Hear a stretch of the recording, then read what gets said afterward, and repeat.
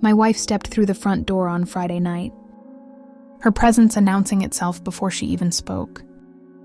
Her body language was a tapestry of unspoken words, signaling that tonight was the moment I had been anticipating. Her eyes locked onto mine, and she moved with a determined stride that I couldn't help but admire. She was ready to tackle the conversation head-on, intending to assert her control with every word or so. I thought, "Hi, dear. We need to talk." She halted mid-step, her carefully rehearsed opening line preempted by my own. I carried on, the balance of the impending discussion subtly shifting in my favor.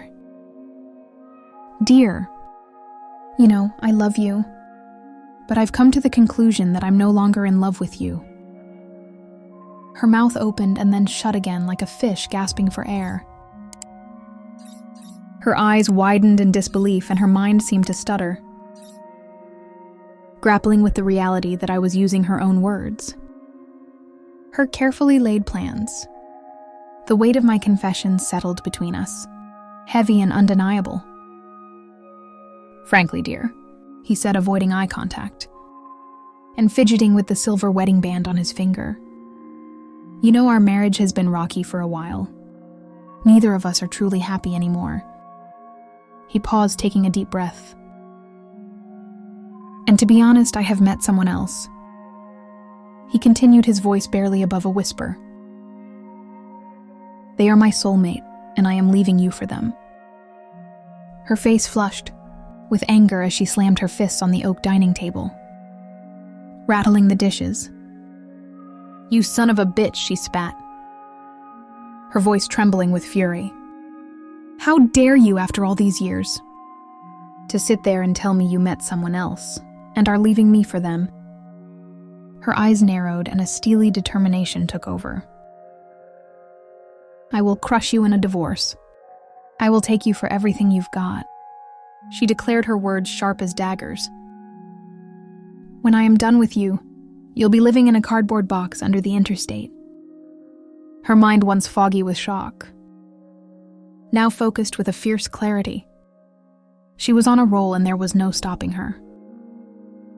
I sat at the edge of the couch, my hands clenched together, as her words sliced through the air with sharp precision. She stood in front of me, her eyes blazing with anger, questioning not only my worth as a man, but also taking jabs at the legitimacy of my parents' marriage. At the time of my birth, her voice rose and fell like a relentless tide, each insult crashing over me and leaving me feeling small. As she continued her tirade, my mind drifted back to the beginning, trying to piece together how we ended up in this mess.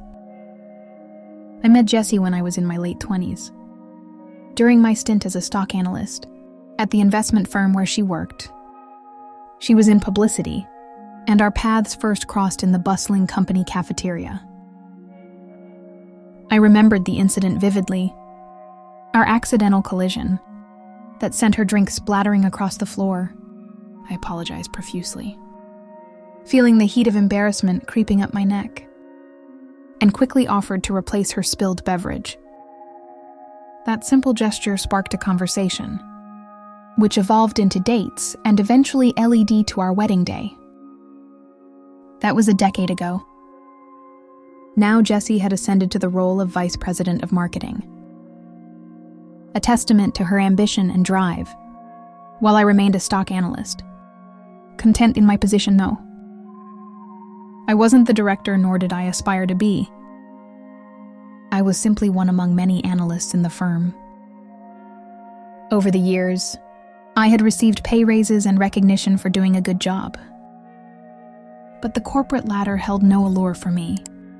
I suspected this was a significant wedge in our relationship. Jessie believed I should yearn for promotions, to be among the decision makers, to play in the big leagues. But I didn't share that vision. I cherished my job for the satisfaction it brought, and the freedom it afforded me.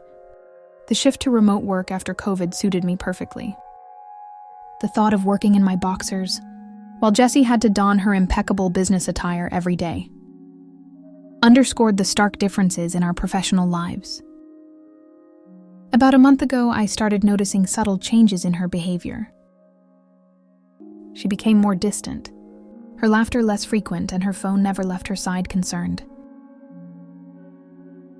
I asked her if something was wrong, but she slipped into a politician's routine, her voice steady and unwavering as she denied any issues. Despite her reassurances, my unease lingered, so I decided to pay closer attention to the details. Following the advice often found in online forums, I discreetly placed voice-activated recorders in our home, cloned her phone to track messages and calls, and installed a keylogger on her laptop to monitor her online activity. The truth unraveled faster than I anticipated. She was indeed cheating on me, and in a twist that could have been pulled from a soap opera script, it turned out to be with her boss. At first I was shattered, like someone had taken a sledgehammer to my world. I truly believed our life was the epitome of happiness. Then I stumbled upon her hushed conversations, where she expressed how insignificant she felt I was. She described me as lacking ambition, having no drive to advance, no burning desire for wealth. Her words echoed in my mind as I sat on the worn leather couch, staring blankly at the muted television. I contemplated her feelings, and slowly came to the uncomfortable realization that, in many ways, she was right. I had no burning ambition. Why should I chase the elusive dream of climbing the corporate ladder, when it wouldn't bring me true happiness? I had always cherished my relationship and family, far more than the pursuit of money or status. With this newfound clarity, I decided it was time to carve out my own path, one that aligned with my values. I'll confess, I drew inspiration from her strategies when crafting my own plans. My job often required me to travel to our other offices, to review various research findings for their advantage. During one such trip to our London office, I decided to take an unexpected detour. Before heading back, I found myself in a small, discreet Swiss bank where I meticulously filled out the necessary paperwork to open a new account. With the Swiss account established, I proceeded to set up an online brokerage account linked to it, carefully entering all the required information. Once everything was in place and functioning smoothly, I made my way home feeling a sense of accomplishment. Now, if I found information on a company through research, that was not insider trading. If I got the information from someone in the company, I did what I was paid to do. I researched when I found something. I would turn it over to my bosses like a good boy. But I also made sure I got a piece of the pie. I also paid attention to what my company was trying to push to its customers. When I found one that was basically hidden crap, I shorted it the company. Of course, lost money. I didn't. The fact my account was overseas, and a numbered account kept the company from finding out the fact. I never shared the fact the company was making a mistake. Might have been wrong of me, but they hated it when their opinions were proven wrong. Especially my wife's boss. So never told them each time they made their picks. I researched if it was crap. I undermined them. I was out to make money and to end up causing some of the players, my wife's boss, to fall. I had already built a rather nice nest egg up, and all I was doing was waiting on her to finally give me her speech. Why did I wait? Well, I wanted her to file.